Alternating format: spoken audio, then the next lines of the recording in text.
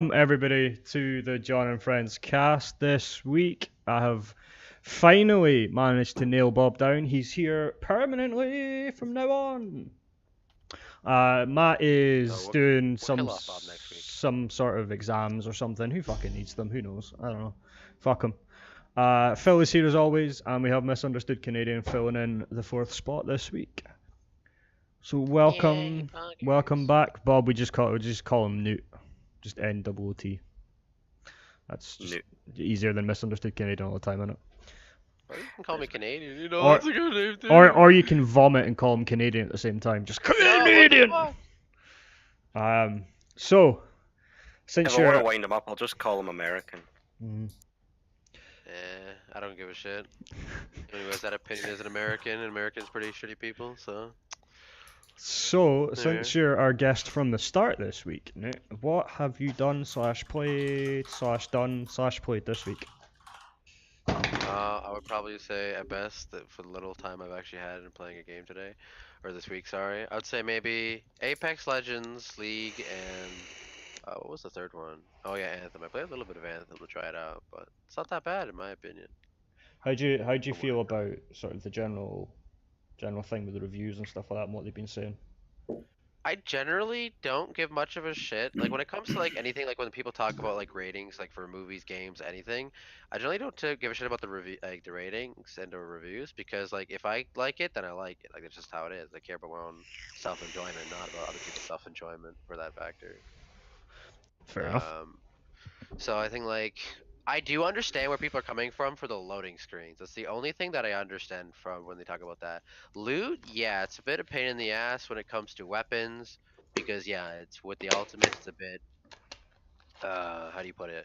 It's kind of preferred to just use ultimates all the time rather than your main weapons. Yeah, so I mean, I was playing it with Kuro and some of his friends, and those three of them played as Storms, and I played as the Colossus, and I couldn't do anything because they were just coming in and storming everything, and then that was me, and that kind of frustrated me a little bit because it was like I'm trying to do stuff, but it's like the best I can do is pull up my shield and charge at people and hope for the best. Yeah, we'll talk a little bit more about Anthem later because it's something that we have to talk about this week because it has been in the news quite substantially. Phil, what have you been up to, dude? I played a bit of Apex. Died a lot. He didn't say Overwatch! I have played some Overwatch, yeah. And before he says. But yeah, but a bit of Apex.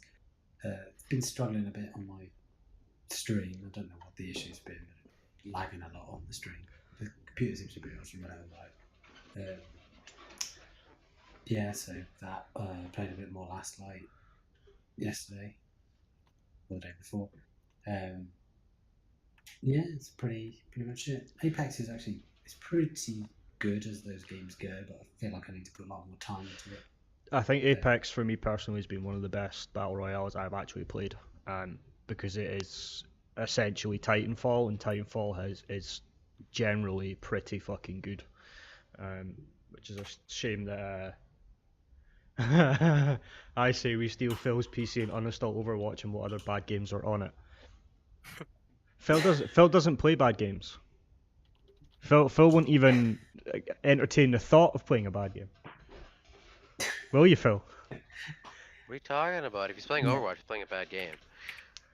Oh. Overwatch is a good game. You're in the wrong place if you're going to say.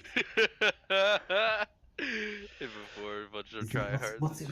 What's it with Canadians and Overwatch? What's Canada's problem with Overwatch? Tell me that. What's with Canadians and hating Overwatch? Did you say? Sorry. Yeah. Well, Hellhound. What are you talking about? One of the big name streamers, XQC, is a tank in the tournament for Overwatch itself. So, in a way. Overwatch Unipop, so far 2 bad games. But I guess like with how do you put it? With Overwatch, even Felix is getting sick and tired of it, aka XQC. So I guess Canadians are just sick and tired of Overwatch. Fair enough. Fine. Anything else, dude? Games wise, no. So you had something you mentioned to me you wanted to talk about. Yeah, I don't know whether now's the time. Maybe we should do it at the end of the show if we've got a bit of. If there's Time. right, okay, cool. If there's time, because I will be doing my announcements towards the end as well. Actually, one of them I'm going to do halfway through, and then the other one I'll decide on the fly. Bob, what you been up to?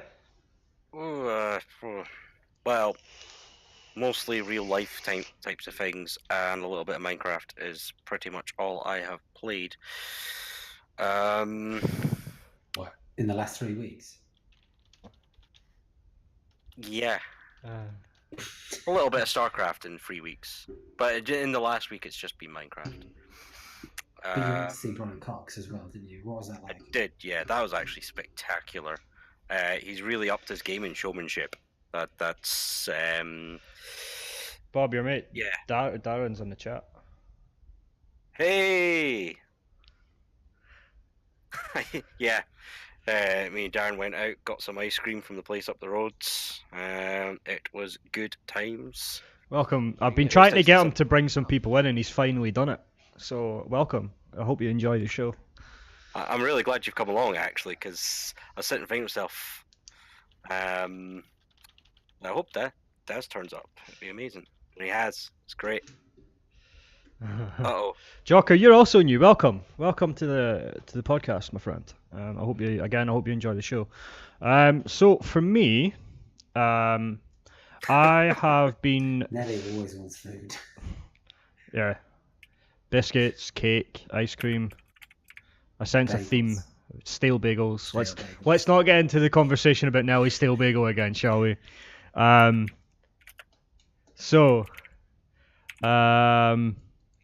Yeah, so this week for me has been I picked up Digimon Cyber Story Digimon Story Cyber Sleuth a long time ago and never finished it. And then I saw the second one for 12 quid, so I picked up that and finished the first one and then went straight into the second one. So I've been doing that. Yeah, I've just been kind of trying to revisit some stuff. I played a little bit of Anthem last week. So yeah, it's just it's been a quiet gaming week. A lot of more sort of behind the scenes stuff for me. I've been working with Newt over at Critical Move. I've moved into doing modding and stuff over there, help them out a little bit, try and spur up some conversation, seeing as it's kind of what I do every week, which Bob can attest is a strange fucking thing about me when I fucking spend no time talking to anybody for a long time in my life. So, first of all, before we get into the news for this week, I am going to say this. So from this week on, we are recording and it will be put up on Spotify and SoundCloud once I learn how to do things. So I'm hoping to have them up by Friday night UK time, so whatever time that is for you. So yeah, I'm hoping to have them up by Friday so you can actually start listening to this. As much fun as it is to show up live and be interactive in the chat, sometimes you can't make it. I know there's people who like to watch, like some people from my work, but they don't have time or they're working that night or whatever and they can't see it. So I use some shitty 40 quid thing I bought from Amazon. It's not anything special. Yeah, just some shitty generic microphone. So that being said, we are gonna have to be if we bring up a link or something like that, we're gonna have to be a little bit more descriptive so that people can kind of understand what's going on because we're gonna be talking about a visual thing. So, yeah. Visuals. That was really creepy coming from a black animated cat. So. Good shit, brother. Let's get into the news. This, by the way, is a double-sided sheet of stuff about Reggie Fils-Aimé, who is sadly, but not sadly, leaving Nintendo in April. So, for anybody who has been a fan of not just Nintendo, but obviously a fan of the industry of games, everybody who knows who Reggie Fils-Aimé is. Let's go to the fact sheet. So, Born in 1961, first major appearance for Nintendo at E3 2004. He's born to Haitian parents. One of his grandfathers was part of some form of coup back then. So here's a resume for you. Worked at Procter & Gamble, Pizza Hut, where he launched 2 pizzas. He launched the Bigfoot Pizza and the Big New Yorker. He was also the senior vice president for VH1 for an amount of time, where he met his wife, his current wife. John's eyebrows are so wild. That's not glasses. His weed lenses into the wild mango affair, basically. So he joined Nintendo in 2003 as an executive of sales and marketing. In 2006, he became the chief operating officer and was the first non-Japanese national to hold that title. Wow. Yep. Pretty dope. So you think about how long Nintendo has run as a company, and he's the first non-Japanese dude to take the title. It's insane. So in 2004 was when Reggie first stepped foot into the public at E3 that year. Nintendo were struggling at the time. There is a little video I'm going to show as well, because he put out this video on Twitter that's fucking awesome. So in 2004, yep, he showed up at E3. Nintendo were struggling with the GameCube against the PlayStation 2 and the original Xbox. So they put Reggie on the stage, and they'd come up with this plan for Reggie to come out and say, "My name is Reggie, I'm about kicking ass, I'm about taking names, and we're about making games." Which then gave him the nickname the Reginator, which he fucking loves. He cannot get enough of it. So this also comes at a time when Nintendo were really struggling to try and win any sort of competition in terms of like hardware and stuff. So many fans then dubbed him as the person who started the Regivolution. He joined Nintendo and transformed its public image completely from that one E3 show, and he spent all this time helping and promoting where he could. So he has just this incredible fan base for a COO of a company, of a games publishing company and hardware company, has this fan base, and there's very few other ones out there, if any at all, that can really say that. I'm a big fan of Sean Layton at PlayStation, but Reggie just takes it, man. So in reading all this stuff, man, I was just howling. In 2007, when he introduced the Wii Balance Board, this is where the meme started of, he came out by saying, my body is ready. He started that. I didn't know that. That was Reggie. And on top of that, just as a final thing about the fact sheet, and then we'll get into sort of the impact that it's going to have. He has been incredibly generous to creators who have worked with Nintendo. He appeared in multiple episodes of a thing called, just make sure I get the name of it right, called Deadlock on the Game Theorist channel, where he and Matt Pat did a thing twice. That was really, really funny. He did some work with The Completionist. He got to do some cool interviews with Reggie. The dude had time for anybody that was willing to talk to him. He loves games. He loves what he did at Nintendo. He changed the way that I think that we look at the people who run these companies, because I think we saw Reggie as a human being more than just the overlord. That, you know, a lot of them can become, a lot of them can become sort of like that. They can just sort of seem like the people making decisions, whereas Reggie came out, and I personally felt as a fan of Nintendo, whenever something like when he was around promoting something, you felt more a part of it because he tried to make you feel more of a part of it. And that was kind of his thing, you know. He was always game for a laugh. He was happy to just kind of just do whatever he was asked to do, and you just don't get that from what's his plus, Phil Spencer or Sean Layton or, you know, some dickhead running EA, That's true. or the other dickhead, what's his name, that runs fucking Bethesda. I actually don't remember that guy. Todd Howard. We've got such a high opinion of Bethesda, haven't we? They've Well, made that opinion Bethesda, for like- themselves though.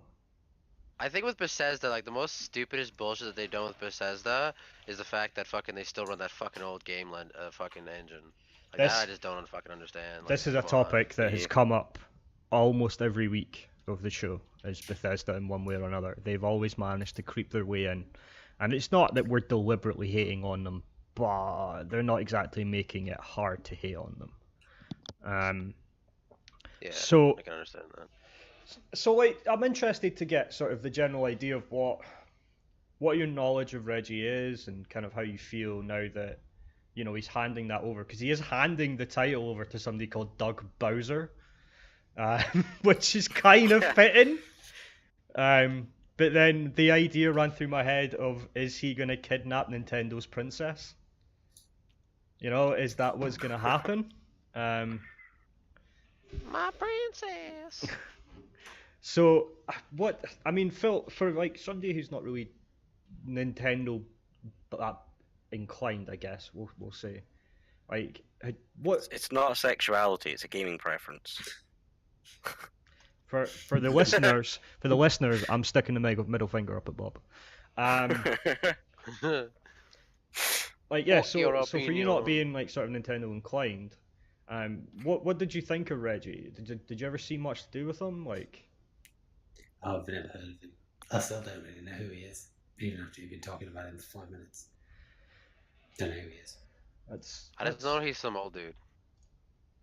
Let's pull up the video. I remember I've seen his face numerous times. So I'm a bit aware with things.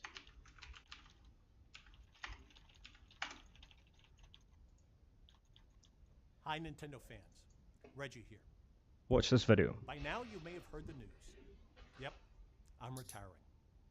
I wanted to reach out directly to you, the Nintendo community, because there's one thing I Can't really hear the want to prayer say. lodger. Hang on. Thank you. Thank you for your never-ending support and for your passionate love of Nintendo. That better? And personally, for giving me a mushroom kingdom Yeah. full of incredible memories that I will never forget. Ever.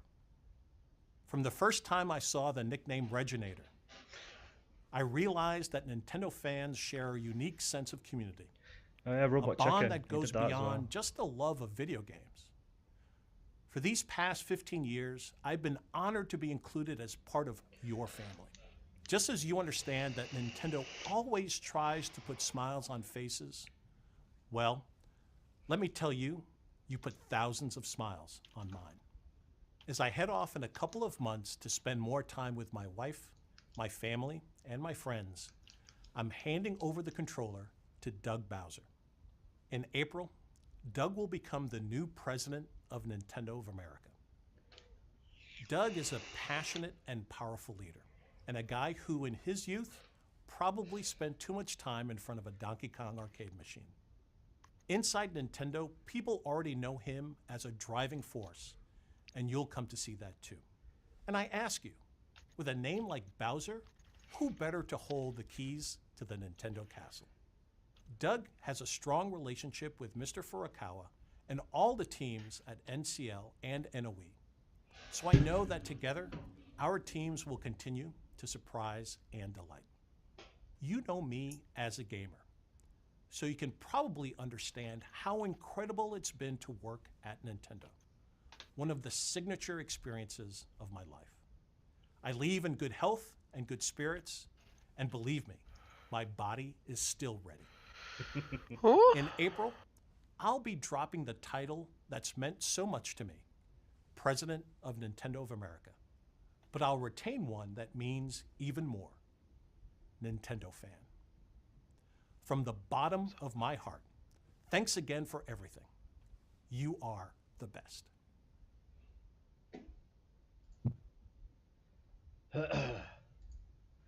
So, it is for the right reasons. It's sad to see him go. You know, it's not one of these situations where, you know, there's a scandal come out about him and he had to step down. Like, he's doing it by choice, and he's done 15 years at Nintendo.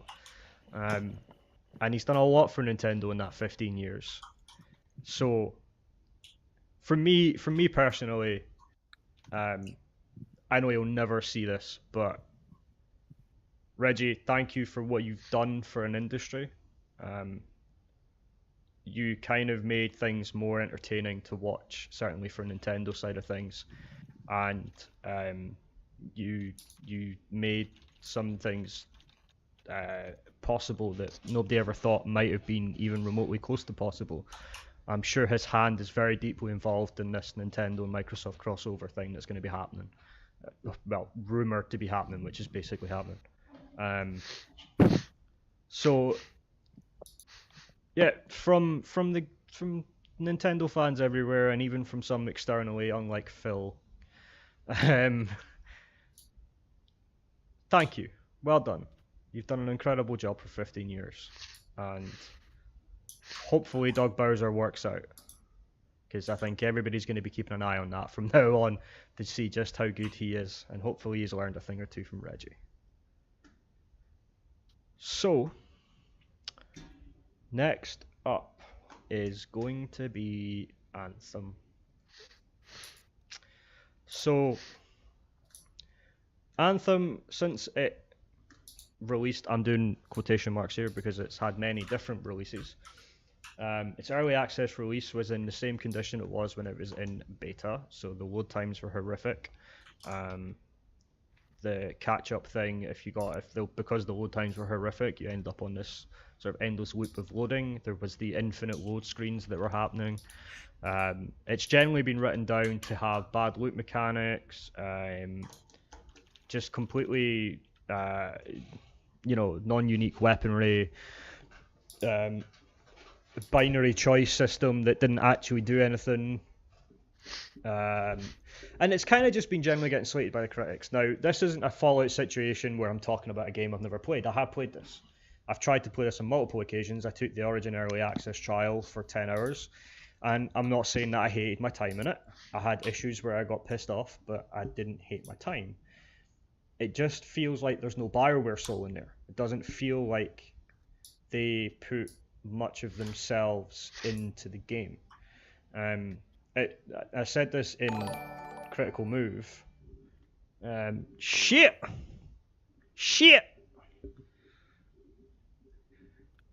Daz has just donated a $5. Thank you, buddy. Much appreciated. Nice. Much appreciated. Thank you very much for that. So yeah, I mean, I've played it. It's not a bad game. I think with work it could be better. But yeah, as I said, I put a thing. Somebody asked in Critical Move what I thought of the game, or what people thought of the game, and I put up, my thing.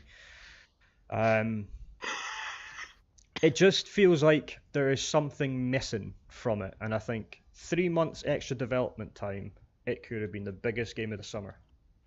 They would have had all their time to put the tweaks in that they wanted. They could have done, their balancing. They could have had the loot system be better.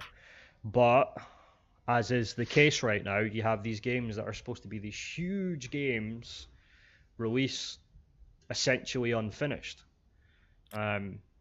And there's the argument, and I said this as well, and I actually quite think I articulated the sentence quite well.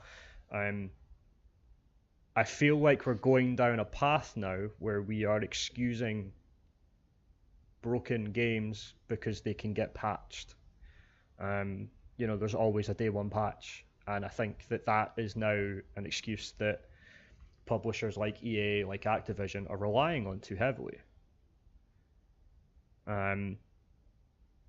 I mean, I don't what do you guys think of that? Because I don't know if you've played Anthem, but like the sort of general idea of the reviews it's been getting and the sort of opinions that people have had on it, and then sort of just what I said there about, are we now using it'll get better, it has potential, it'll get patched as an excuse going forward? See, I've not played it myself. I've not been paying too much attention to it. So it's one of these games I've been put off from it from the beginning because all I've heard so far is fairly negative criticisms about it. Or the most positive things I've heard are quite mediocre kind of. Yeah, it's it's playable. It's not horrible to play, but then there's all these problems, and I'm kind of going, well, if I'm going to invest my time in a game, I actually want to know that I'll enjoy myself playing it. There's one thing I might pay a bit more attention to, especially if they're going to be continuously developing, because I feel that any game that they release early but plan to continuously develop, if the right people are behind it to drive its potential, then it can meet that, and it'll become a fun game.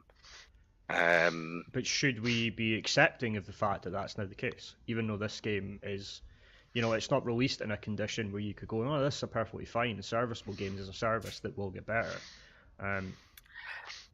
No, I feel if you're going to release a game as a service, the first iteration should be more than just on the edge playable. It should have a degree of polish. It should be enjoyable for its first iteration. But I'm perfectly content myself to have games as a service where I'll play it for a bit, it'll then update, I'll have more to play later, and then it'll just sort of update periodically. Like Siege is a good example. Really loved that to begin with.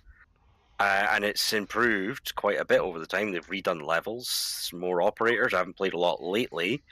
But yeah, I see that less as a game as a service, but it's still... I mean, I think that's what people look at when they see game as a service, though, is something like Siege. Yeah.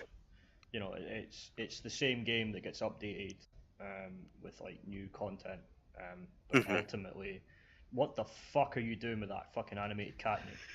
I'm sorry. It's just the mouth is just moving. Is he hyperventilating I've over no there? idea what. I think he's got rabies. Hell He's a yeah, cat. brother. So He's vaping. Cat's vaping. Salem, are you okay?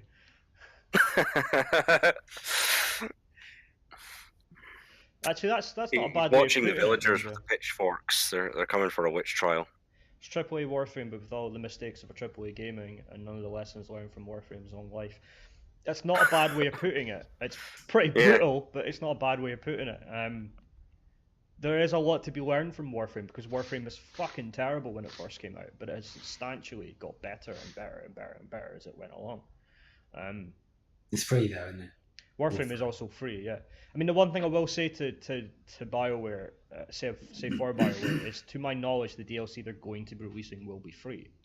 But then, That's good.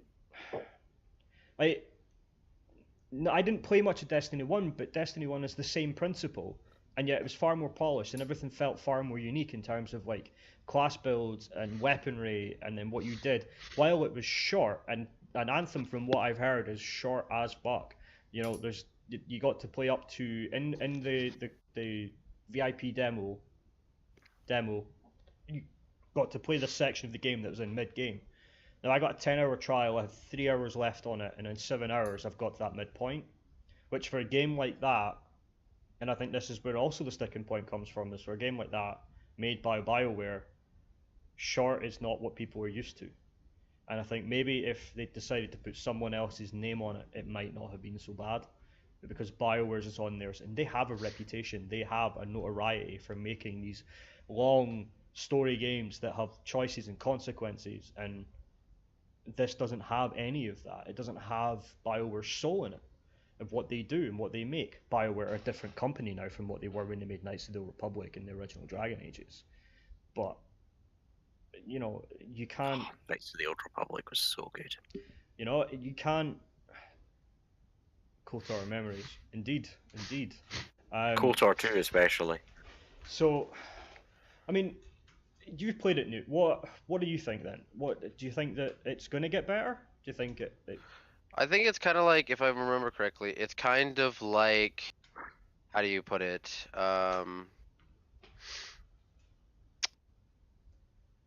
It's like Destiny, when like the first Destiny when it came out. Actually, no, that wouldn't be a good example. What's an example for this? It's basically like a game where it made the mistake. Like, I forget what game did this one, but like it still like continued to be popular and all the general jazz even after all those fuck ups. But pretty much, it's made the mistake where there was a lot of like crazy like hype for it, and then it wasn't as much as what people wanted it to be. But like they actually show that they're caring, considering like just like the large amount of updates and the stuff that they're doing for it to try and make it as best as they can. So I feel like if people just give it a bit of time, it will be a lot like it'll become what the high expectations that people have given it, to say the least.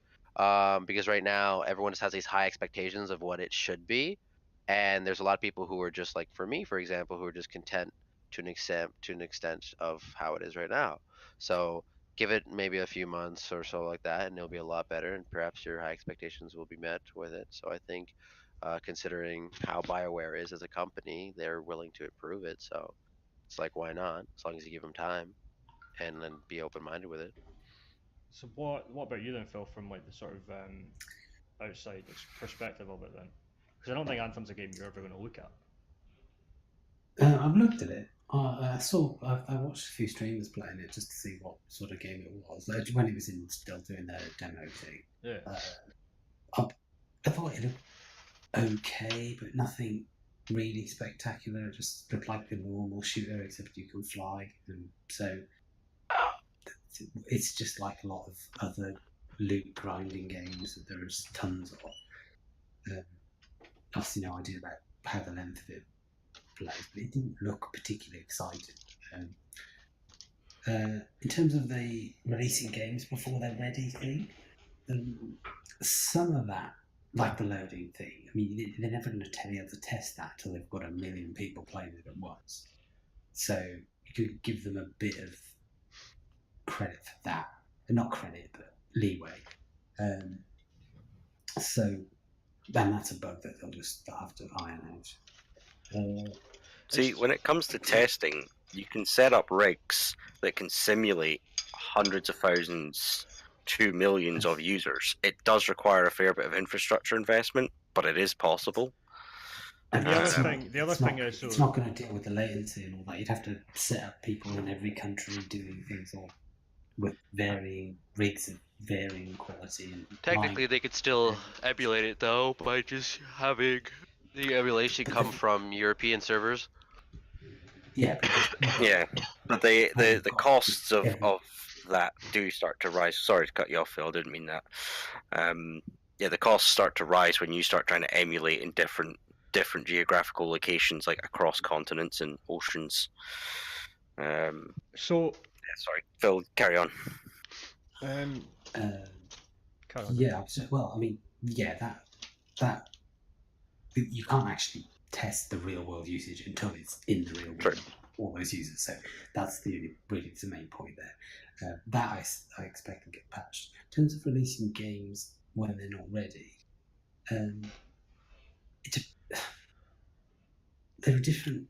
I've got different ideas about this, because if the game's free and they release it when it's not ready, and they make it clear it's not ready, they just put beta on it and it stays in beta for 12 months or something, then I think that's fine. If it's a pay-for game, they're expecting you to pay for it when really it's still in beta or release candidate or whatever.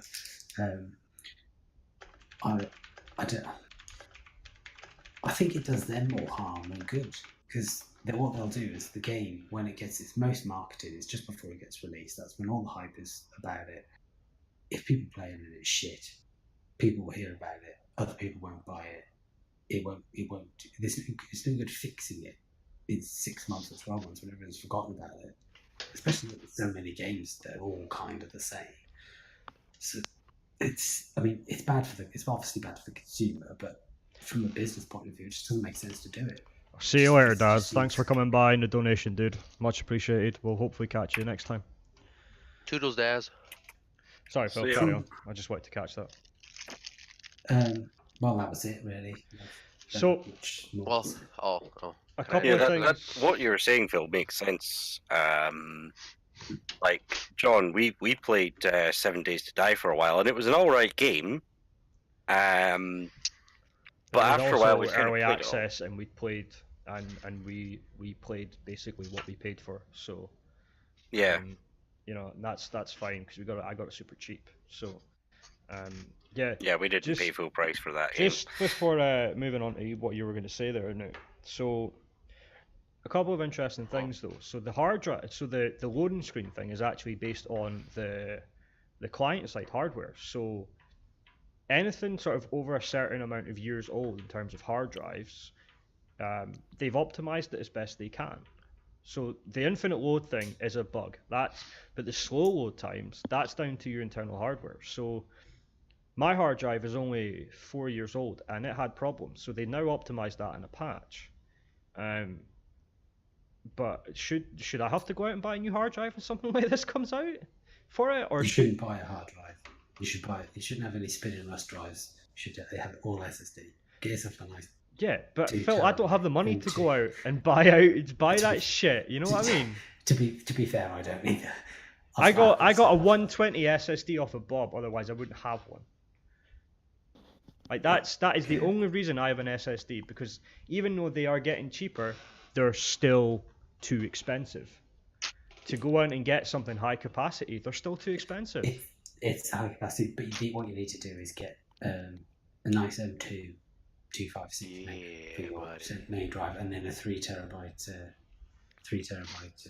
hard drive for your What a files. 970 Evo NV2. That fucking shit will be. Oof. That'll be poggers right there, buddy. Over 3,000 read and writes. So my biggest issue with that is that it was essentially install it in an SSD until we patched it or deal with it. And then there was the interesting stat that kind of started appearing, which is that it sold less copies than Mass Effect Andromeda, which is the worst of the Mass Effect games. Has a 61% on Metacritic. And But Anthem, like as I said, Anthem has sold less than that and has 20% less on Metacritic in terms of like the player score. So is that higher or lower than Fallout 76? I'm not actually the thing sure. is that Carry on, Newt. Sorry, what were you going to say? you gotta understand that for one. So there's numerous ones that have.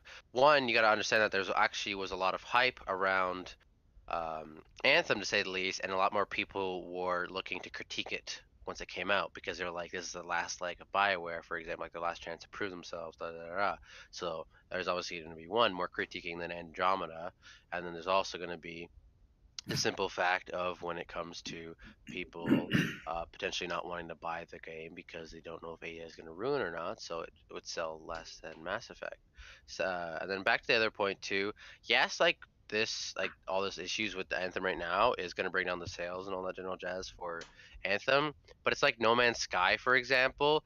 Like when it came out, everyone was unhappy with it, and then like about half a year or 2 years later, they did so much more to bring it into like the game that they promised everybody, and so a bunch of people went out and actually bought it and all that other general jazz, and now it's a decently good game that people like. So I feel like the same thing would happen with it with Anthem. But when they bought it eventually, did they pay the same price? And did it sell as well as a good? I mean, you can never know because it's time, because it didn't happen, so you can't compare it. But you've also got two very different beasts at that point, though, as well, because was it Hello Games or something that made No Man's Sky? So you've got No Man's Sky made by Hello Games, which is a relatively small company, ran by a lunatic. Let's be real, because he made a lot of fucking promises that he didn't deliver on. And then you've got EA and BioWare, who have the money, the time, and the investment that they could have put into BioWare, into Anthem. You know, that small team at Hello Games, you could almost excuse them from maybe not having the budget and the actual time, and having a lunatic running the company telling them things like Peter Molyneux used to do with Lionhead. But they had the budget. They had that huge fundraiser, remember? Yeah, I forgot about that. Kickstarter. Yeah, like fucking Hello Games was the second company, because I remember there was Star Citizen was the biggest one, and the second one was No Man's Sky. how much did they raise? Because I mean, it's a fucking big Couple of mil. big Kickstarter to. I'm gonna double check. It's a couple of mil at the very 2 least. mils. That's not that much. For a game of the scope budget. of No Man's Sky, 2 mil's quite a lot. That's quite a big budget for an indie game like that. But they still fucked it up. And they still fucked it up. A couple of mil could be anywhere between 2 and 6, though, to be fair with me. I can't remember the figure. I'm sure Newt will give us that in a second. Yeah, it just... I hope it gets better, because I want to be able to support BioWare. I want to be able to go out and spend the actual money on that game, and not just use like Origin Access Premier and just give the money straight to EA. Which I guess you're kind of doing with BioWare, but at least if you go out and buy the actual fucking game, some of that is going to go to BioWare. The worrying thing is sort of within a week of the early access launch as well, is you've seen a lot of articles popping up saying that this is kind of BioWare's last chance. Andromeda didn't do well. Inquisition wasn't the greatest Dragon Age. And it now has people incredibly concerned, not just about BioWare's future, but the future of Dragon Age. This rumoured and hinted at project that was about redoing KOTOR. People are now worried about that. If they fix it and it doesn't start selling, that could be the end of BioWare. EA are not unknown to shut down a studio if they're not performing as well as they wanted them to, and EA have been public about the fact that Anthem has underperformed anywhere close to what they expected. EA are very petty when it comes to stuff like that. Oh, you sold 200,000 less than we predicted. We're going to now destroy your studio and turn you into EA fucking Motive or whatever the fuck they're called now. That's what EA does nowadays. So, I hope for Anthem's sake and for the people who work at BioWare, that it does get fixed and it does work, because we might not have a BioWare a year from now. You talk about that. You can draw some similarities to the Blizzard and Destiny, really. I mean, it hasn't been shut down, but it's been kicked out on its ear, hasn't it? The Bungie. So it's the same. It looks like the same sort of thing. They want top end flagship titles, and that's all they want, and they want a handful of them rather than stuff that's not doing as well, especially multiplayer, where they've got to have a whole infrastructure set behind it. And then when they talk about get esports and all that. Yeah, I don't know. I don't know. Compared to Apex seems to be doing really well. I don't think that helped Anthem either. I don't think that helped Anthem at all, because it's the same. In a month. Yeah, same publisher, and then that released and did so fucking well, and I think all the attention got pulled off of Anthem, and I think they kind of shot themselves in the foot a little bit with releasing Apex when it did, because it came out of nowhere. It was just sort of, here it is, and then it released, and everybody's been flocking to it, and its numbers are fucking insane.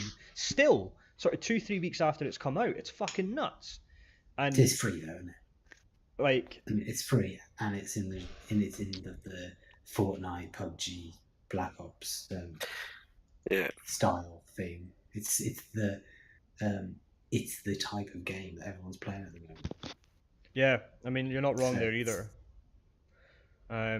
Newt, did you get a number for that Kickstarter? I'm trying to find it right now, but it seems to be hard to find it. But I've got for Star Citizen, that was 36 minutes.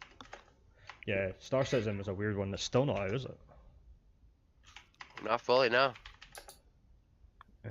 I just looked up Metacritic, just before what we were talking about earlier. Anthem's got 60% for PC, and Fallout 76 had 52 in terms of score. Oh, well. So it didn't do quite as bad as Fallout 76, but they haven't had the bag issue yet, have they? They've not promised platinum something or other than sent plastic.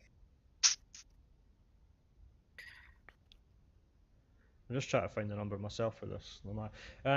Anyway, right. So we'll potentially come back to that bit, because we're now towards sort of a halfway point. So, Blue, are you here? Just hoping she's in the chat. Cat, will you stop? Holy fuck. Her name's there. I'm just wondering if she's watching. Yep, she's Awesome. watching. So, we have a little bit of news that involves Blue and Misadventure Inc.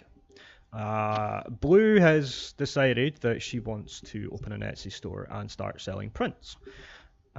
So since me and Blue are quite close friends and we're doing this, and I like to support my friends and I like to support creators that help and are involved with the show in some way whatsoever. So we have had discussions privately. This is something I have been working on while I've not been playing games, to partner up with Blue. I say partner up, she benefits greatly from it and we get nothing, but it's to help her out. Well, I say that we're getting stuff which I'll talk about later on. So she's opening an Etsy store. If you look at the panels underneath, you will see the link is there. It's not active properly until next week, but some of the prints that she will be selling are there. So on a Wednesday, and I don't know if we've set this up to run permanently or if it's just going to be for the Wednesday. When you order from Blue's Etsy page, you will get 15% off your entire order through that link in the panel. So it takes your print down to about £14, I think. £14, including your shipping. So, why would you want a sketch of me getting beat up, Jocker? So yeah, that's something that we're doing. It's to support Blue. It's to kind of just have some partnership and some sort of, not necessarily ads or anything like that. I just wanted to talk about it because it's important. It's important to me helping her out. It's important to Blue to get it up and running. We have a little bit of an audience these days, so permanent offer starting next Wednesday. So there you go, 15% off your entire order as of next week. So I just wanted to announce it this week while she's getting all her supplies bought in and ordered that she needs, and then as of next week, 15% off. There's some awesome stuff there.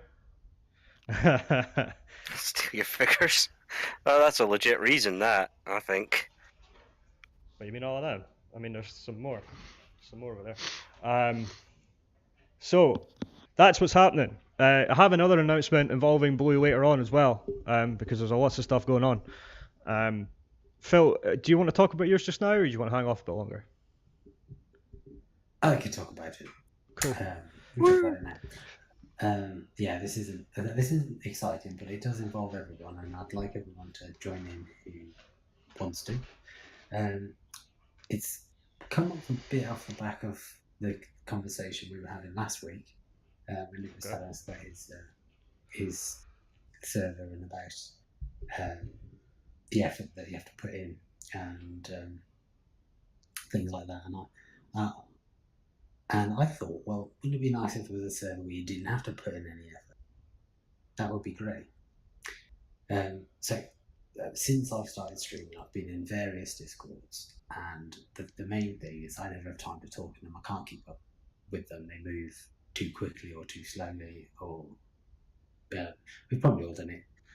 Time zones, you go in at 7 o'clock in the morning, say hi, go back in at 10, somebody's replied to you at 8, and then then you go back in again, and America's woken up and it's filled with loads of stuff and you've got no idea what's going on. So anyway, I've come up with a concept for a Discord where you don't have to do any of that. In this Discord, you can't talk. You can't talk. Okay. All you can do is the streamers can join it, and I'd actually like all of the streamers that I know to go in first and have a bit of a play.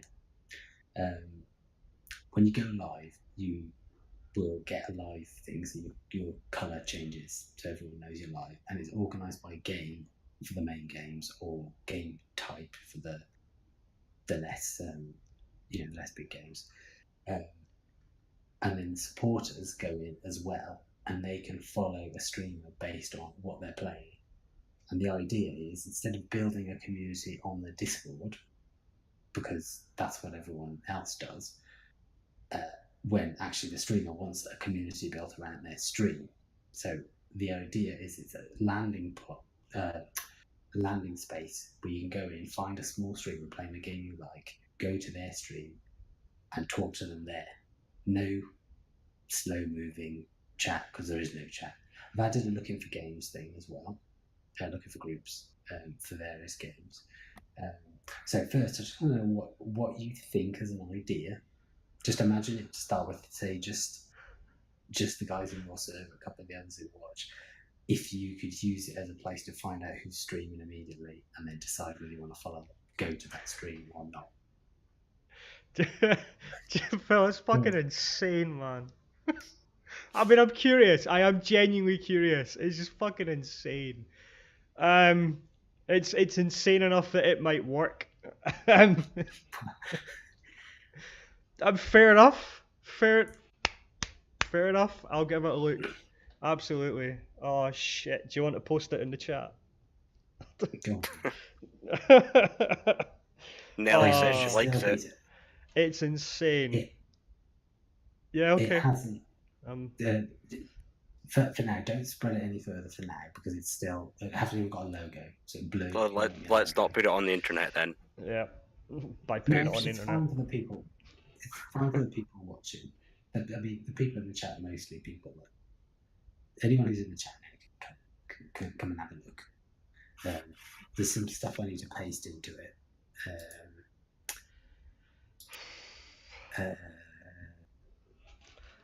How do I create an invite?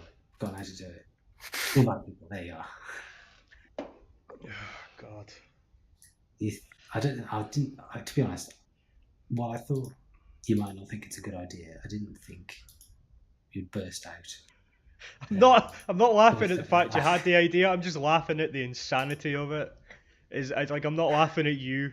It's just like it just kind of caught me so off guard.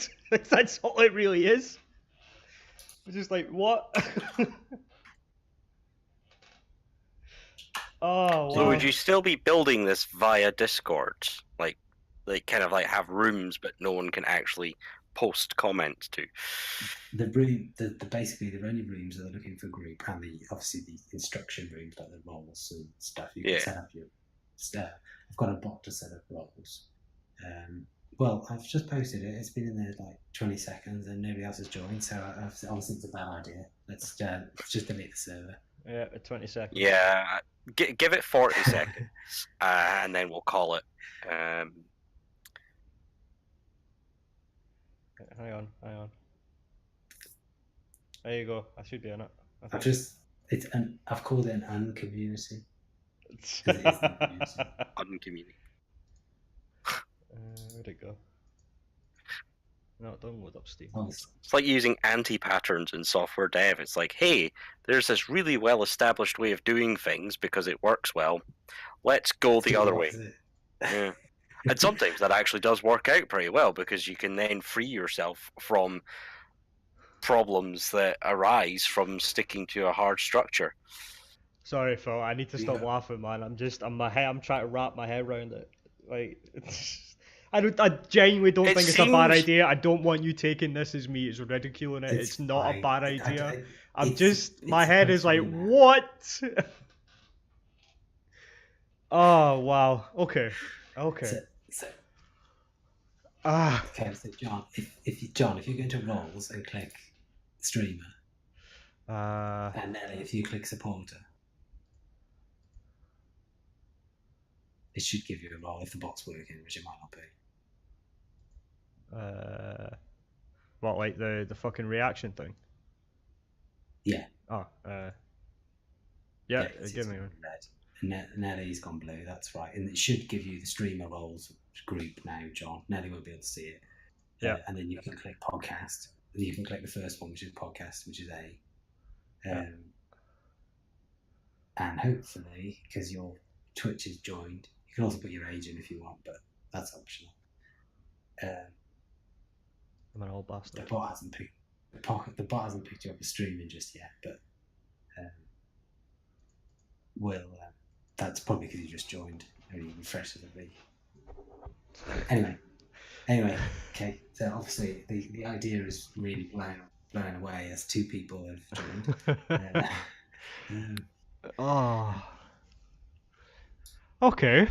So So that- basically, this is the ideal server for grumpy old men that don't want hassle. So it's Phil's server. Yeah. This is the server Phil should have Yeah. made. instead of the Pokemon one. Yeah, this is the one you should have made. No one says a fucking word unless you want to play games and get grumpy. I can get sorry, behind that. I'm sorry. Do have a- Yeah. So the idea is instead of being full of streamers that are trying to get people to join their server, and of course everyone who's going in there is all streamers and they want people to join theirs. They don't want to be spending time with other people's. And then, so you don't have them. You do have some of them, but you have the supporters, the viewers go in, and they can find people who are small streamers because it's quite difficult to do on Twitch, isn't it? If you're playing a big game, because you have to scroll down for ages, and then you click back, and then you go back to the top again. So it's just an idea. I was. Honestly, right? It is conceptually a good idea. And I'll help you promote it and shit like that, man. Because I'm in. I don't want you taking my laughing as ridicule. I'm so fucking baffled. My brain just is still going. Huh? Nute's thinking, I really, really hope this doesn't work. He's put a lot of effort into. He has gone awfully quiet. Newt, you still alive? Newt! I think he's dead. So let's carry on with the His show. avatar's still moving. Oh, Newt. Are you alive? Yeah, I My think mic. So, Why? what do you think of Phil's idea then? Why? And he's Oh, gone. no. Oh, and he's back. Okay, I'm back now. Can you hear me now? Yeah, I can hear you. What do you think of We could Phil's? hear you I earlier. was talking on a. Oh, okay. I didn't know. For sure. Well, Just wanted to make we sure. heard you for like the last 10 seconds.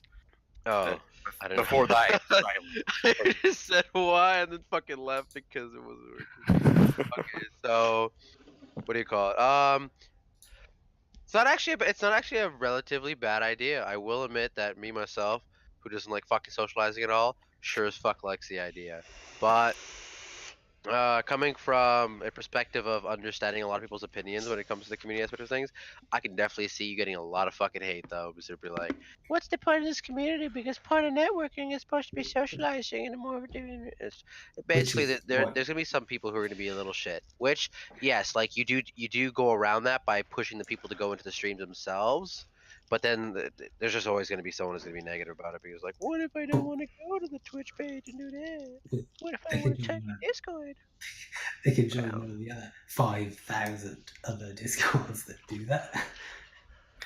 It's okay. If they bitch. I'll just take them. I'll just take them with me, and I'll be like, oh, you can come over here if you want to talk in Discord. I'll take. Come on, join the group. which continues to work in favor of Phil's idea because it means that the people are going to your stream. Also, if people are bitching and moaning, Phil still gets peace and quiet because they can't bitch and moan to him direct through the Discord. Unless it's direct message. Let's be real, Phil. You shouldn't call it an uncommunity. You should call it Phil hates everyone.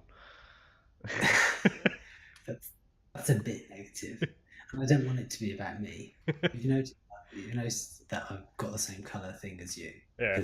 Nah, no, man. I'm just fucking with you. I know you are. Right. Shall we get on with the rest of the show? Because this one might take up some time. Oh. Yeah. Okay, I'm over it. Okay, I'm over it. But are you So, truly over it, buddy? A couple of days ago, we got some very fucking industry-changing news if it all goes ahead and turns out to be more than just rumors. For the first time, almost ever, I think ever, maybe entirely, two of the hardware companies are teaming up. Curiously, and it's it's kind of funny because Sony aren't one of them, which is a bit of an interesting development. Microsoft. Is it Atari and Sega? It's not Atari and Sega. It is. Oh, look, there he goes with the fucking free promo shit. I was testing it out and seeing what it did. Okay, it worked. The bot checks to see if you've played Hoonie Pop. It's the only way to get the special tags to get to talk to Phil. So, Microsoft and Nintendo have been rumored that Nintendo is willing to have the Xbox Game Pass and the Xbox X Cloud bullshit thing that they're doing. They're also talking about natively porting over something like Super Lucky Tales or Ori and the Blind Forest. So this is kind of a big deal. It's never really been done before.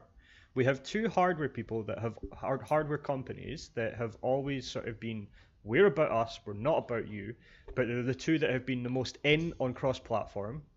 Now, this could change things quite drastically going forward, especially into wow. Scott, how's Wow. it going, dude? You're actually here at the perfect time because we're talking about the Nintendo Microsoft crossover thing that's happening, and I know you might have some opinions on that. So, yeah, it's interesting. 2019, you're not allowed an opinion. So, it's going to be very interesting what's going to happen if it does happen. I really, really hope it happens because it's time for something this big to happen. I don't know why it's taking so long, but nowadays, and I think Microsoft are so fucking smart to do this. Nintendo has one of the most easily accessible portable fucking consoles that nearly everybody on the fucking planet that can afford to buy one fucking loves. It's got everything there. It can handle the streaming stuff because it's already done it in Japan with Resident Evil 7 and something else.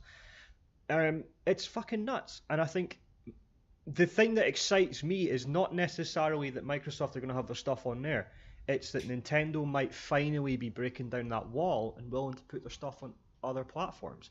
We've already sort of seen that with their mobile games, which, speaking of, they released a new thing, and I've been playing it, just sort of on the buses to work.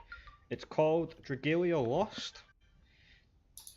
Basically, Nintendo made a mobile JRPG game that's actually really fucking good.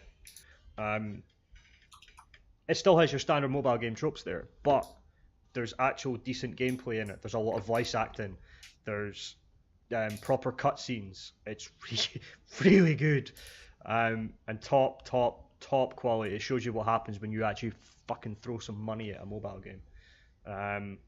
So how do you feel about the potential here for this to happen? Because it's not just they're talking about bringing Game Pass, so that's so many games on Game Pass, and it makes that $7.99 a month much more acceptable because you're getting that access on not just Xbox and not just PC, but also your incredibly portable Switch. And these games will also be native as well in a lot of cases, so that they can be downloaded and installed to the console and not just to an streamed. emulator. Not just streamed. Yeah. They will be on it and made for it. You know, they're talking about Ori and the Blind Forest becoming a port and Super Lucky Tail becoming a port, and being released properly in the console. It'll have the Xbox thing in it. There'll be an Xbox Live sign in there, but I'm okay with that. I'm fine because I have an Xbox account and I don't care if I have to sign into that. So how do you guys feel about that then? Because this is fucking nuts if it happens. It's pretty good. I've always, we've done tried to play some cross-platform games before, John, and we all ended up switching to the same platform because we just couldn't get connections because I think things were poorly executed. So it'd be good to see another. Oof. Why That was creepy. recycling? I'm sorry, I was talking to myself for a moment, and I was like, oh wait, my mic's on. Carry on, I Bob. was Let's creeped out. just gloss over that. Yeah, so to see another attempt at proper cross-platform would be really, really good. I'm not entirely shocked that Nintendo are in on this, given that they opened up the Switch to games like Doom and Wolfenstein, which was a big shock. You know, you've gone from Nintendo being super family-friendly, squeaky clean fun, to let's have a Nazi shooter, a demons. Hell yeah, bro. And then you've also got that Doom Eternal is releasing day and date with the rest of the platforms as well on Switch. Yeah. Mortal Kombat 11 is out in April on the Switch, the same time as it releases on everything else. That's a departure. So Well, I think what's interesting is when it comes to Nintendo's, they used to really be anal about Like, well, I'm pretty sure they probably still are, but they're pretty anal when it comes to the sense of like copyright and all, and like not wanting to be on other platforms. So I find it kind of intriguing for them to actually let themselves like open their doors to that. That's kind of a huge change. I Is think that, also. is that what Sorry. this is though? Is this that what it is? I mean, I know you said that, John, but if you talk about Xbox stuff coming to Nintendo, that's not that. You might imply that that's going to go the other way as well. But has that been announced? Or is Not it that it's only going the other now? way explicitly. It's more of a hope of mine that it happens, because I would love to see that no matter what hardware you decide to buy, it means that the person that can't afford to go out and buy a PS4 but can afford the £100 less to go and buy a Switch, can then still go and play, well, not the PS4, let's say Xbox One in this specific instance, because Sony are going to take fucking ages to catch up on it. You know, it would be awesome to be able to just go and buy one console that has everything. And I know that this is contradictory of me to say that in the sense of like when I talked about launchers and not caring, but it's a little bit different with hardware. For me personally, I think you're going to go for the cheaper price point when it comes to hardware, and if you can get Microsoft's back catalogue and their Game Pass stuff, like Crackdown 3 streamed to your Switch. Like, why wouldn't you? Mm. The new Halo Infinite streamed to your Switch when it comes out, if it happens. You're playing Halo on a fucking Nintendo console. What? Like, Yeah, that's I insane. think that's what's the most crazy about it all is being able to play Halo on a different platform that isn't Xbox, considering how Microsoft has been pretty anal about not giving any other platform their Halo game anymore. I know that Infinite is definitely coming to Game Pass and will be on PC. That is something that's happening. Just to pick on the point you said there, Yeah. Nate, about the platform. I think potentially the thing here is that the platform stops being the console. The platform becomes the Game Pass. So your subscription, that's the platform. And if it's streamed, which everything is going to go that way. But I mean, not streamed like we're doing, streamed. Run on a remote server, which maybe not next gen, but the gen after that possibly. Then the server, the hardware doesn't matter. It could be a Raspberry Pi, as long as it's got a good enough connection. You're Raspberry talking about Pi you're talking about cloud gaming. That's what you're talking about. I was about to bring that up, but then you brought that up. Yeah. This is what Microsoft's new service is going to be. It's going to be a cloud streaming service. So for specifically games, Phil Spencer said that he wants the Xbox Live and Game Pass system on everything, including smartphones. And if they can get it on Sony, they're going to get it on Sony. If they can get it on Nintendo, they're going to do that. So you're going to be able to play the Xbox library on essentially everything and anything. If it has a screen and can connect to the internet, that's kind of what they're trying to do. And nowadays, I'm definitely all for it. I think the thing is that people tend to forget, and the thing is that, sure, yeah, it's great that that's going to be coming up, but you guys gotta forget that if they implement this type of system in the future and they begin getting a lot more popular, just think about how much you're fucked if you buy a game and it's through cloud saving. Like, imagine it, because then you couldn't play the game anymore because it's all cloud saved, is it not? Would it not be? Well, if you lose connectivity with that cloud, or the cloud infrastructure is killed off because it's not making profit, then yeah, you would lose access if it's cut. There's obviously the risks there. There's obviously things that could go wrong. Sorry, I'll let you go. That's kind of it. But which is my point, because like the thing is that like that's the exact issue that people had with Fallout 76, because they were really pissy because they're like, why must I have to play Fallout 76 online? And then especially if they stop if at one point they want to shut down the servers, you still can't play the game. Like, you're still fucked. Like, and that's not what that's what I find that's an issue with cloud. Like, the cloud thing is great. Like, the cloud, like it's great for a lot of people because they don't have to spend so much more money on their own system. So in a way, you'll have a lot more people, like console players, coming to play with you, because some console players don't want to spend a crap loads of money on getting a good PC. So be fine, but with this, they'll be finally able to play with you because it's a lot cheaper to. But the problem with that comes with that is now you don't technically own your game anymore. The company does, and if the company decides to say fuck you, they can leave with it. Take and leave with it. A Pretty couple- much. Well, a couple- the difference is you're sold access to a platform, which is something we're familiar with things like Steam. Yeah, The other thing is, I would say cloud saving is more robust than saving to hardware you own, because like cloud-based backups of anything tend to be replicated many times. So I'm unless just you going to ensure point access, out Bob's point here is backed by the fact he does work for a cloud computing company. You've cut out for me, John. I'm gonna missed just your point. say that Bob does work for a cloud computing company, so he kind of knows enough to merit his point. Whereas if your Xbox power supply burns out and all your saves were local, unless you have the technical knowledge to crack that open and rescue your saves and back up that drive, cloud saves are where the backups should be, in my opinion. But yeah, if the platform isn't making money and the company goes, right, we're shutting this down, you still lose access and you have no control over that. So there's pros and cons. It's kind of swings and roundabouts. And a cloud platform, people imagine, will be here to stay forever, but technology is moving so fast these days that in 5 years' time we might think of the cloud as an outdated mode of technology. And we'll be talking about whatever new system or set of systems or platform is available. I think the cloud is here to stay for a while, though.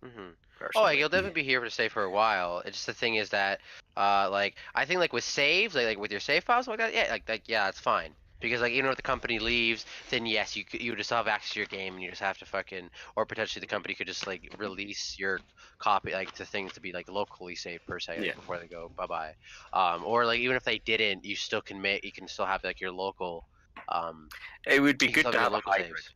where you have a local save that's synchronized up to the cloud, but then synchronizing, you can end up with sync issues. I've seen that with a few game saves in Steam-based stuff where it just corrupts, and I'm like, oh great, that's that save gone on both ends. What's that for? Yeah.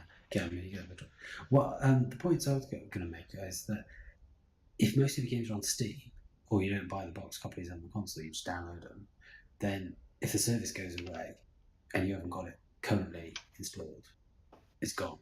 And some of the games need to phone home anyway. Some of the Ubisoft ones need to phone home, I think. I've got some recollection of some Splinter Cell. Yeah, they have like an authentication. Even single player stuff like Odyssey, for instance, has to authenticate first before it switches on. That's just a part of things nowadays. And that's my problem with a company. If they decide to shut down and not support the servers anymore, you're pretty much stuck with no game and no ability. Or even if you have the game per se, you still stuck with not being able to play it because you can't basically have to go to the servers. Going to happen regardless of whether or not it's a cloud-based streaming service. If a game decides to go away, it's going to go away. It's happened in the past. That won't be reliant on what Microsoft is trying to do. They're not. Companies that are making single-player ones still have to be forcing you to be online to play them. Or, for example, what do you call it? You can't buy it anyway, can you? You couldn't buy it unless you can get a box copy, which is rarer and rarer now. We're already pretty much at that point. Yeah, the older stuff, the old consoles and stuff. The other thing, the thing that makes this probably a bit stronger is that this is going to be running on Azure, isn't it?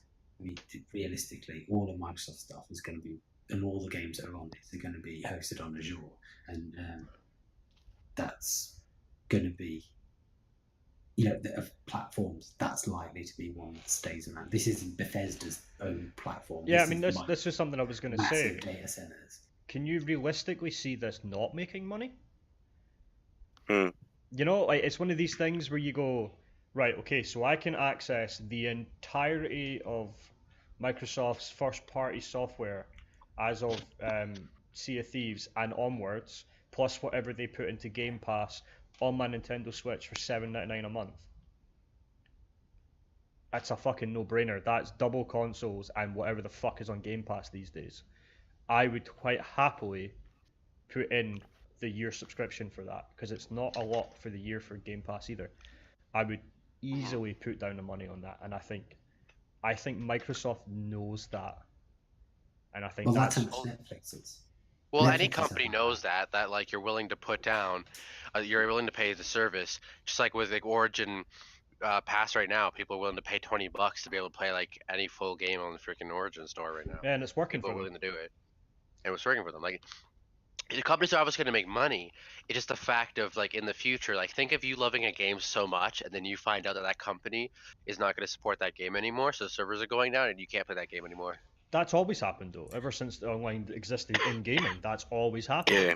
Servers have to I be mean, shut like, down. for- They can't run them indefinitely. Oh no, and I won't say that. I mean like for even for games like that might be single player. Like that's what I'm saying. Like even single player games, you couldn't play those. But that with the, it's. I mean, I don't really understand. It's not like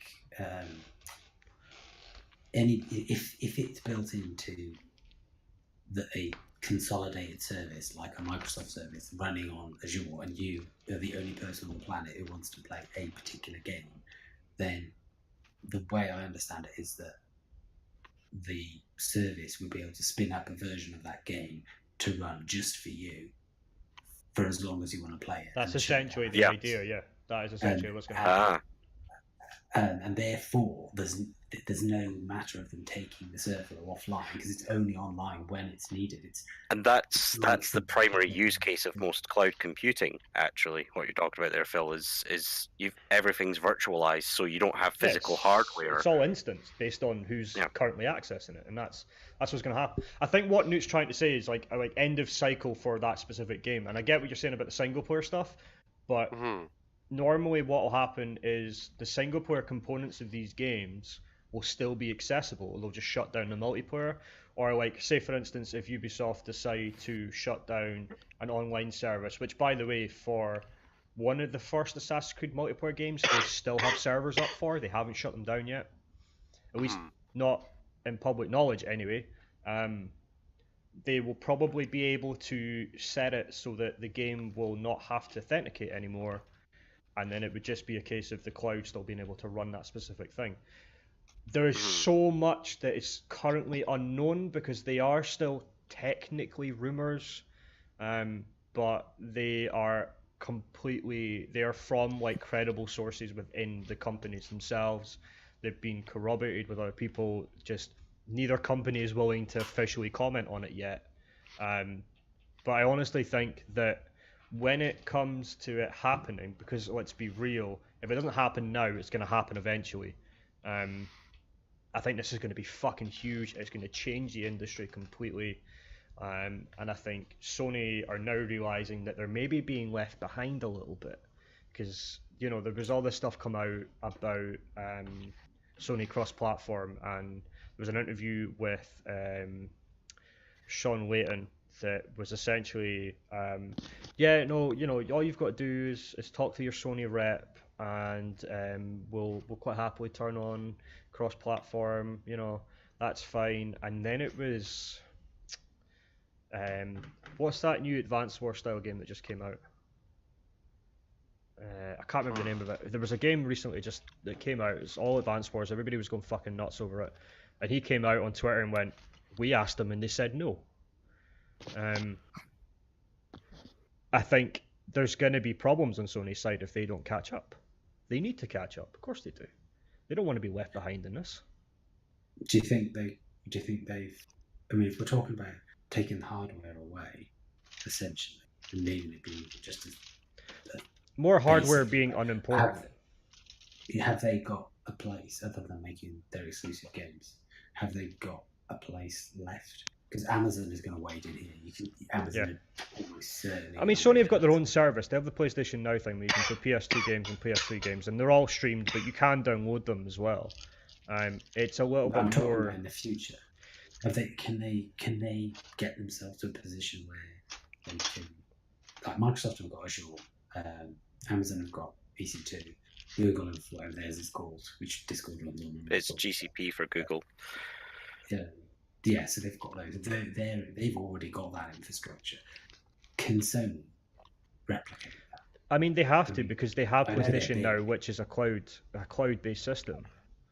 It's a cloud streaming based system. You don't use, unless you download the games to play offline, you don't actually have anything installed on the actual hard drive. They're mostly shitty. They're mostly tiny, shitty old games, aren't they? They're not. No, there's some not new stuff modern. on there. They are putting PlayStation 4 games and stuff on, so there is new stuff there, yeah. Not like But they all stuff have- coming out in they the all- last 2-3 months, but there's definitely PlayStation 4 games on there. But that's where they'd have to be at. They'd have to be at millions. Oh yeah, they'd have to be doing what simultaneous Game Pass is doing, connections. with having like first party releasing on it day that it releases. And the other three, they've got tons of stuff. The games is probably a tiny part of it, and will only ever be a tiny Yeah, part. Nintendo's got its online service now with the cloud saves. It has the NES online thing where it updates like a Netflix library of NES games. Yeah, I mean they're all kind of doing it, and I think we're going that way naturally anyway. I think the curve is pointing towards, not just the complete and utter the true definition of cross-platform. We are seeing things move towards sort of more cloud-based gaming. I think, as much as the patents are out there for Sony having this completely backwards compatible console, I think they need to catch up now. And that's weird saying that about Sony because they've always been at the front, and now they're the ones that are falling behind. Because they've still got fantastic games coming out. I'm really looking forward to Days Gone next month. But the rest of their system is kind of lacking, which is when you put that in comparison to Nintendo, especially with the rumors about this Microsoft thing, and then, like Bob said, them opening the door to stuff like Doom and Wolfenstein, and allowing basically anything through onto the store. Sony are now the ones that are being like, well, maybe no, but cross-platform, we'll beta test it, we'll see how it goes. They're saying I mean- that because they can't do it, aren't they? They're saying they're not going to say it's a great idea and then we can't do it because we're not able to. They're not going to tell you they think it's a good idea until they know they can do it. Yeah, I mean And that's it's kind probably of a shit the ton thing. of work. I mean, I think Sony something. can do it. They just don't want to give up their exclusivity with their. I forget like Yeah. the whole thing I remember with it to say the least. But Sony is able to clearly do it, and they know that they can do it. They just don't want to give up their exclusivity. And that's the thing though, and that's why like Xbox only beats PlayStation a bit with that aspect of things. It's just because Xbox is more open to being crossplay, but with PlayStation, they really are anal about the exclusivity of owning the market. And the thing is that they have that advantage over, because PlayStation already has the advantage over Xbox for a lot of things. To an extent, it's better for PlayStation to stay exclusive in that sense of things. I'm not. But I think crossplay at one I think point if- will be needed by them. Yeah, I mean, I think if you try to stick to your old thing and not move on, you'd end up losing long term. I think that's. Yeah. And Sony have done this before with even the digital cameras with the stupid Sony memory stick. Do you remember that? Yep. Everyone else used SD, and some people had compact flash, which was huge but stored loads and was cheap, and that seemed to win. And then SD took over, and SD's now everywhere. We've got tiny SD and super tiny SD, and nobody can even remember memory stick. It's kind of that, just sticking to their own thing at every all costs, when they just need to just do what everyone else does and make it so easier. It doesn't win them any points. I don't think they win any points by not They having don't it. care to win points. They care to keep their money and their Yeah, their but- leading dominance in the But they market. don't get any. But are they? They're dominant now with because the PlayStation 4 is winning. But last generation, nobody wanted a PlayStation 3. It was all about the 360. I had a PlayStation 3, but then Actually, in that generation, it was all about the Wii. I mean, Like, with the legitimately, actual it was series consoles. it is no, but I'm saying like numbers-wise, the Wii sold the best Oh, out yeah, of that yeah. generation. They took that title of that generation. It fucking sold to everyone. Everyone had a Wii. It was the best-selling console ever, I think. Yeah. Also, I'm pretty sure Sam's. Oh, sorry. No, that was kind of my point. Also, I'm pretty sure Sony did open up crossplay for Fortnite, but nothing They They else. did. opened it for So, Fortnite, and yeah, they've so- opened it for Rocket League. Yeah. So the thing is that in the future, like Sony will obviously do it with very specific games, but like as in a whole as a big whole, that's gonna take a decent bit until either they are not number one and they're slacking, or um, for example, if they find some type of gain out of it. Because right now, yes, maybe like last generation per se, technically Xbox may have been ahead of PS3 last generation, but currently PS4 is the number one leading brand. So by staying not too much in the crossplay of things, they still dominate the market. If they go into crossplay, they may very well lose that market. I don't see how they could lose it. I Because you don't think see about it it, how because the possible. thing is that if I'm able to, for Hmm. example, when you're looking at pros and cons with getting consoles, for example, obviously right now PS4 would win. But the thing is that depending on your specific wants and needs when it comes to stuff, maybe perhaps you're really favoring the Xbox. But the problem is that like the PS4 has like those few extra things that would be nice right now. So in the end, you're gonna lean towards PS4 um, for that. Because like all your, But the you thing want an is that Xbox, but all your friends have got a PlayStation. It's a new account. yeah. Yeah. So, but the thing is that if you open up the crossplay from PlayStation, then a lot of the people who just got that one console because of like their friends, or just because of like that very small, like that little thing that just tipped them over to PS4, they'll just start buying the console that they want to originally buy, which would be like Xbox or whatever other console, because they'll It'd be know the that they'll be cheaper able to play console. with their. But yeah, the cheap and etc. For that point too, they'll be able to buy the cheaper console and still be able to play with their friends. So that's the problem. Is that that's how also PlayStation sees it too. Is that if they open up crossplay as a whole too, they'll lose a lot of sales because their system won't be that um, desired that much. Because the thing is that when you open up crossplay, they can just go to any fucking cheaper I console mean, and fucking that's still. what I said at the start. You take away the need to have a specific console for a specific game, people are always going to take the cheaper option. I think what we're going to see happen is if this goes ahead, Microsoft and Nintendo partner up on this, and especially if the Nintendo stuff goes the other way, you will see sales shift from Sony going to Microsoft and Nintendo, and I think you'll see quite an even split there, just depending on people with budgets. I mean, I've said this so many times before. I fucking love my Switch, and if I can play literally anything on my Switch from any platform, man, I'm fucking in, 100%. Because fair enough, I may lose access to it if I'm like on a train or something or in a car, but Nintendo still has their own games on there that are enough to fill that space. But if I can sit at home and play whatever the fuck I want, like it makes, and it even sort of makes me like Microsoft more than I have recently. Um, Bob, how many times, like when you were in uni, and I was unemployed, would we sit on the Friday and sit and play shit from Summer of Arcade on 360? Oh god, almost all the time because we're like, oh, that one's free, right? We'll load that up. So, and then you I've- think about when I actually got my PlayStation 3, which is when I moved up to Aberdeen the first time, which was 6 years ago now.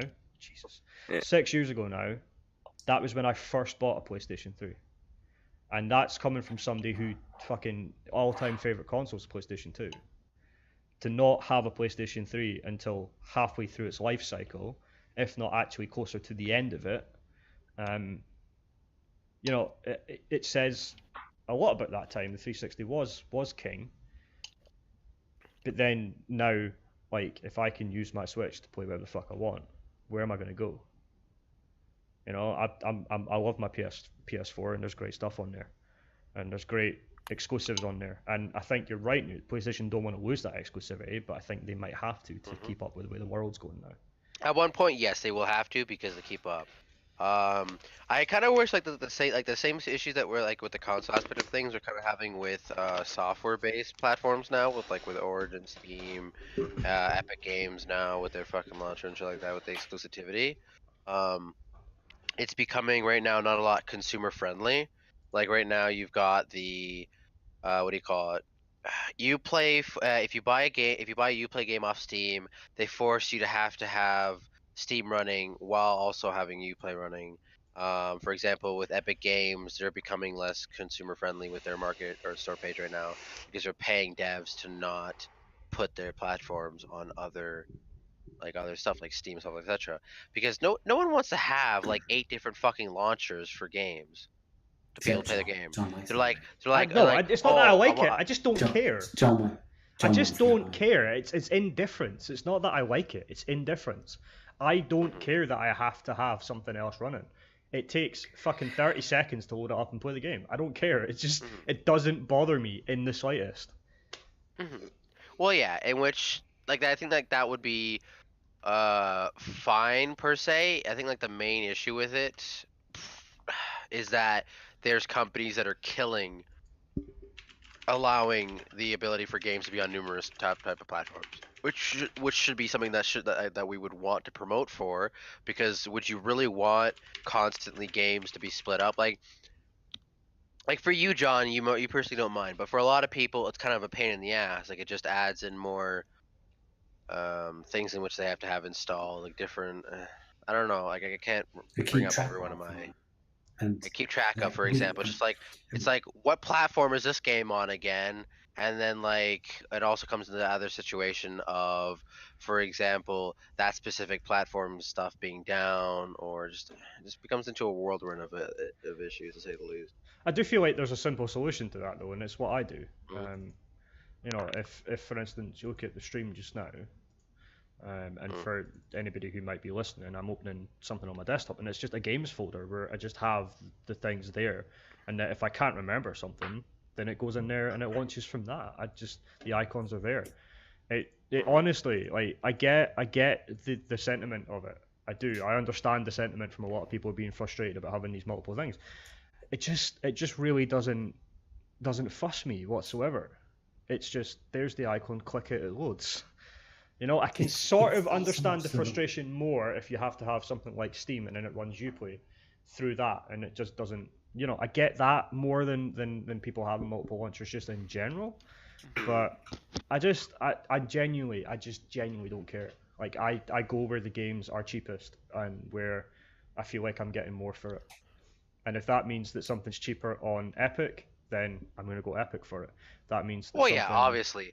But like part of the problem right now is that companies like Epic, for example, are paying companies to be exclusive to only their platform, making it so that it's anti-consumer, because the company that's forced to be on that platform is keeping their games at a very higher rate because they're not being sold on many different platforms to get as many sales. Because usually, if let's say for example, game number 1 is sold on Steam, Origin, and Epic Games, on some of those platforms, like worldwide, or either on all those platforms or on some of them, it's cheaper because it's on so many platforms, so it means there's more sales, etc. But let's say for example, it's like $60 on Epic, and then it's like $80 on Steam and Origin, and then for example, game number 2, where it's only sold on Epic launcher, and it's a hard $100 because it's only having that coverage from that game, from that provider of a launcher, etc. If you get my point, because it's anti-consumer both because of the forcing it to be in only that different launcher. Secondly, it's anti-consumer because of the simple fact that it's forcing the companies to have to make us usually potentially pay and or want to do more money grabbing things, because depending on the platform that they're on for the selling their game, they are going to be wanting more money for it. Because the less coverage a game's going to get, meaning less sales, meaning they want more money. So that's just how it is. Well, we're going to have to table this for later as we get more information about this, and I will be keeping a very close eye on it. So we're almost at closing time for this week. There's a quick thing I want to show off because it did get announced today, and I feel that we need to do our due diligence. Prostitution is free now. Not quite. Head to the stream. For anyone listening, this is the Pokemon Sword and Shield reveal trailer. Sword and Shield? Wait, I'm coming. I'm upstairs.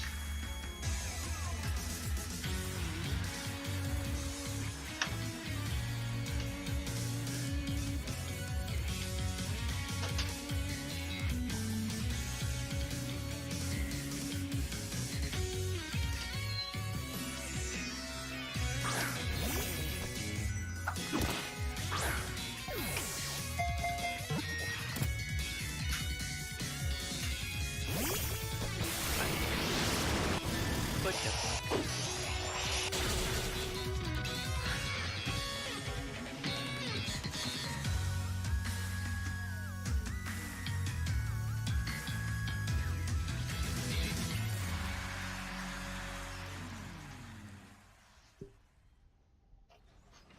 Wow, people went really quiet. It's because we're watching stuff.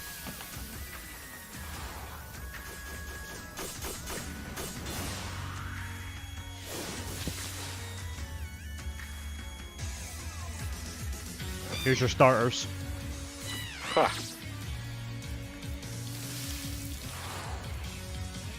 Guess that's the Fire fire. bunny question mark? Yep.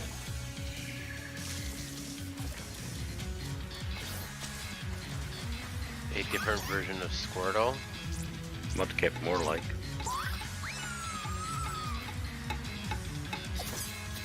Guess who's going back to grass type? Look at this little fucker. It's gonna be a little asshole.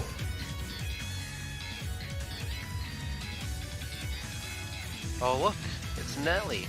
No, you need to choose them both. Subcat. Well, if you're choosing grass type, I am definitely choosing fire type just to be a dude when we do multiplayer. So there you have it. Phil, does that convince you to buy a Switch? 1 second, let me change this. I nearly. Fuck! Hello, Richard! Dropping in with a fucking 1,000 bits. Well done. Well, Wow. welcome. We're.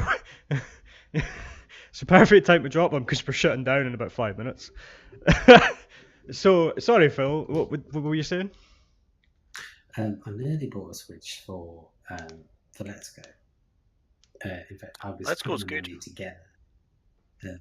Yeah, and I've been getting the boxes off somebody and who I'd play Pokemon Go with. So I bought a 2 little seconds. about my car, buying a car. That I was gonna buy it. I was gonna buy it for my birthday. I was putting the money together, and then I ended up buying a car instead. So being put on the back burner for the time being. Well, I would have that's due invested to in this arrive. Switch. That's due to arrive late 2019. So you've got some time, Phil. Back with you in a moment. So that is the core Pokemon RPG title for 2019. Yes, it is going back to random unknown Pokemon in the grass, but that is because it's a core RPG Pokemon. This one looks as though it's going to be completely open world. It also looks like we'll have camera control. It's set in Pokemon's version of the English countryside as well. There's 3 new starters. They look actually quite good compared to the last ones. I don't think Sun and Moons were particularly great. But 100% in on that grass type. 100%. He looks like such an asshole, and I'm so ready for an asshole Pokemon again. He just looks like he just wants to fucking throw his shit at people, and that's going to be amazing. So, I don't have a cat, sorry. I don't know. Cat, they're wonderful. I didn't see the actual direct. I'm going to watch it afterwards. It's only 7 minutes. I'm sure they were talking about information and stuff there. I didn't really have the time today to have a proper look at it and do any major research on it. So, end of the show. Fucking hell, Ninja. Yeah, Ninja! Oh, that's pretty Ninja, cool. see the dude just above you in the chat? That's our boyfriend. Anyway. Nice. Anyway, there is one final announcement for Misadventure Inc. and the podcast in general. Good job, Ninja. Half announcement as well, just after that one. So me and Blue have also been talking. Hopefully she's still here. Yeah. We've also had a chat today about. Getting married. I'm not getting married. Had a chat today about merchandise. This is the cat. So It's close enough to a real cat. John's gonna get us on merchandise, totally, 100%. what we're thinking is to start off, we're going to look at some t-shirt designs. So we're going to make some t-shirt, male, female, whatever sizes we need to make. we're gonna do it, and just to be transparent on it, Blue will get a cut from each of the sales that we make on the t-shirts, because obviously she's going to be putting in some work to do that. Would you guys be interested in buying t-shirts? I mean, we don't know the designs. We're looking for opinions on that as well. And something else that she has Depending been. on what it looks like, etc. in the future, maybe. I don't know. Depends. I've never really bought merch before, so it's really on the debatable end of things there. We're not posting to Canada. We can post anywhere. Shut Say up. again, sorry? Bob, this is an update for you, dude. Mm-hmm. That's you now. Hey. So, Hey, it's my catchphrase, I think. Richard, that is an idea. It is something that, yeah, that's your catchphrase, man. Yeah, man, it's your catchphrase. Poggers. We're gonna pose for the photo for this. Hi, I'll I put think you Discord go back down up. here and look at my catchphrase on the side. You might truly end up on a mission. Hell So yeah, boy. that image, once it's finished, that will be the banner image. That is going to be some branding that happens. Take the wrong road, you might truly end But up. Blue has suggested that she thinks that would make quite a good poster, so we'll probably be selling those as well as posters that you can hang up and have in your room. I will also be getting a print from Blue to show off soonish, whenever she's ready to send it up. So I'll have that on the cast at some point. That catchphrase kind of caught us all off guard. I wanted to groan, but I was so proud of him for it. I was like, it's actually kind of good, and now it's part of the show. Hell yeah, boys. I'll always be on the show in some way, boys. Poggers. Pepe hands.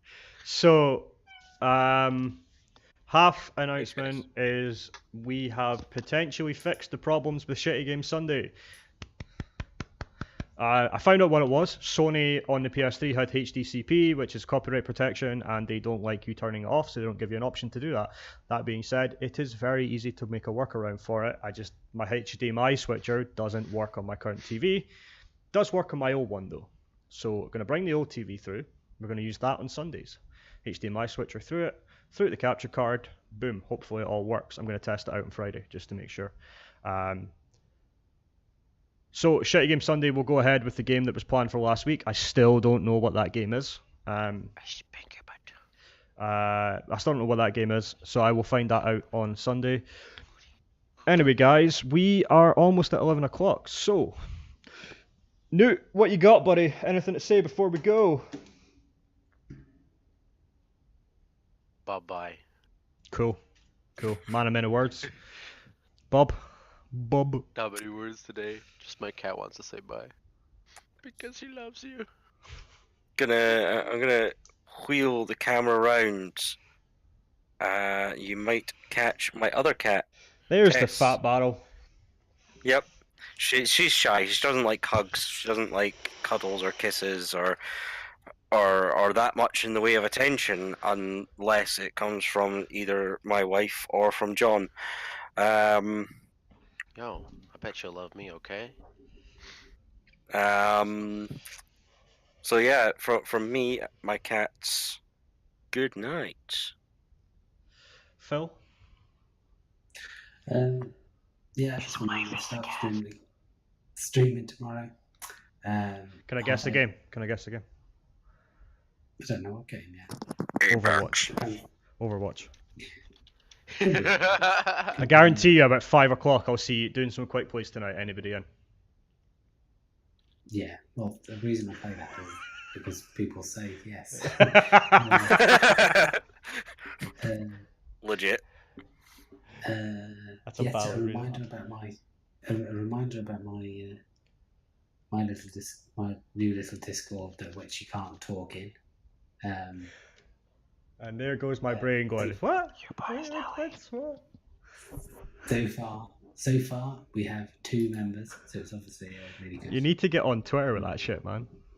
I will do once it's. Yeah. I was hoping that more of our regulars and stuff would just jump in and throw some opinions. Go fucking join it. Make them happy. Fuck. Hey guys, you want to join the greatest community in the world, a place in where you can network with other people but don't have to talk? Well, join this. Yeah, true. Yeah, you can't talk to people unless you're making a game. All you can do is find their stream and get on it. Go join Have you that ever shit. heard? It's an old concept this, but have you ever heard of a Diogenes Club? No. I think that's a no then. It's basically a club where you go and you sit in complete silence. Oh, like in Sherlock Holmes. Yes. What the fuck is the point then? For people to get some bloody peace and quiet. It's a British concept, to be fair. I was gonna say it's So you so basically- incredibly British. You sit and you be quiet with a fuckload of people around, and you do nothing. Pretty much. Yeah. It sounds like a fucking dream. That doesn't sound like a actually dream at did all, look. because you have to be around a bunch of people while it's quiet as fuck. Who the Yeah, hell wants but that? they can't be assholes because they're not allowed to say anything. Yeah, Yeah. I know, but like, what's the point of the people then? Why can't you just go into your own room while it's peace and quiet? Because that's antisocial. So, Thank you for joining. It's Richard. better! Just- To be antisocial in Richard, this go on with your roles and situation. kick supporter. guys, that has been another misadventure with John and his friends. Thank you all for joining us. Thank you for, I know he's not here anymore, but thank you to Daz for the £5 donation. Thank you to Richard for dropping those 1,000 bits. We will be back, well, I will be back on Sunday with Callum and Chizzy. We will be back and Matt will be returning, and we'll have the four of us together officially as full-time people and permanent hosts next week. So for now, let's get the line right. I'm gonna have to say this now. Just double check this. For now, if you take the wrong road, you might truly end up on a misadventure. Bye.